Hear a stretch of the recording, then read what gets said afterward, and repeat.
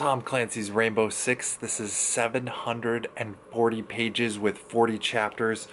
This one, it is a blast, and it is all about terrorism. Written in 1989, so it's an oldie. Tom Clancy, I believe, isn't alive anymore, but I believe it still holds up. There was a lot of, the focus is a counterterrorism force that's multinational, hence Rainbow, and Six is from the base in England, that their location, in that they call the head of the group Six. So it focuses on John Clark, who is a fictional character who's been a CIA operative, been through the ropes and survived it all, and now is an administrator of a counterterrorism group. So they're based out of England, and this kind of still has the Cold War lingering, in that a former KGB officer is stirring up the terrorists. So there's a lot of interesting things, but the core is there is a corporation that is developing all kinds of biotechnology,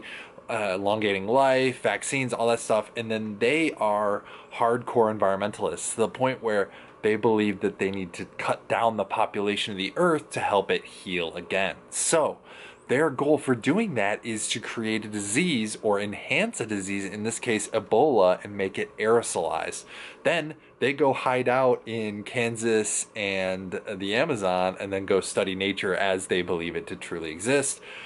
And they use this former KGB officer to stir up trouble and keep the world busy while they, know, so nobody's looking at them. But of course, that's their undoing, and that's how they end up getting discovered, is through the KGB officer.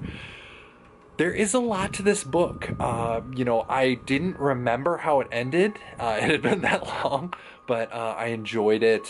In between the terrorist incidents, there was a little bit of getting people there and moving things around. So there were some slow spots. I didn't feel like I had to trudge through it, but I definitely felt like there were some slower spots, in that the weren't the terrorist incidents. I was surprised that some of the terrorist incidents, at least it felt like to me, was only a couple of pages.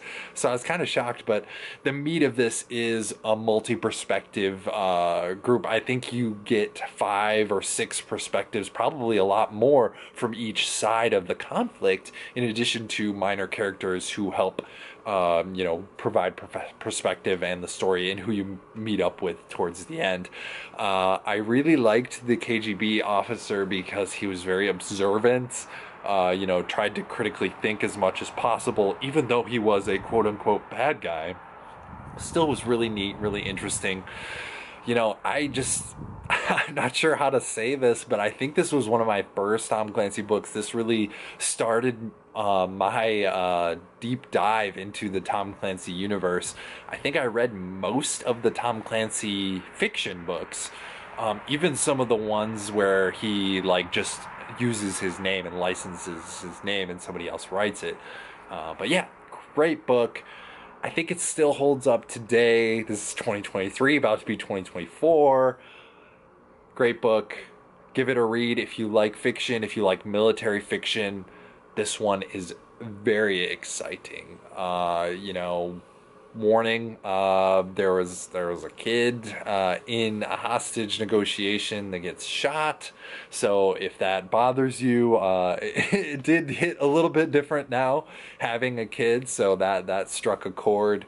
So that was a little bit amplified as opposed to my previous readings. It felt like it was doable. It felt realistic. I've never been in the military, so I can't really provide any perspective on that, but it felt authentic to me.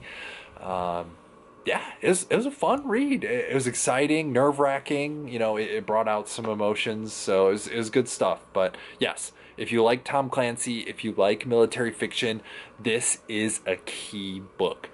Always remember to buy your books used or digital.